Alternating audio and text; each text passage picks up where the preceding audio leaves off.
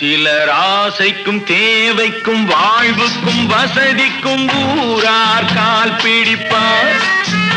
ஒரு மானமில்லை அதில் ஈனமில்லை, அவர் எப்போதும் வால் பிடிப்பார். எதிர்காலம் வரும் என் கடமை வரும், இந்த கூட்டத்தின் ஆட்டத்தை ஒழிப்பேன்.